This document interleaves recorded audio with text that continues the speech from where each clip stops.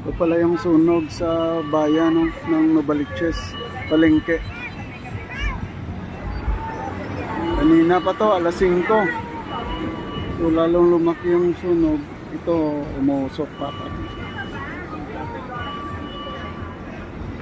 Umuusok pa rin. Ayan o, yung nakikita sa may bakery ako, ayan o. Yan. Tuloy pa yung 5 usok. AM pa to.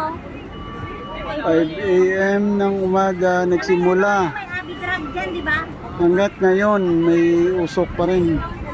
Lumaki pa rin yung apoy sa palengke. So maraming nag-iiyakan dito. Ang negosyante. Kasi pangkabuhayan nila nawala.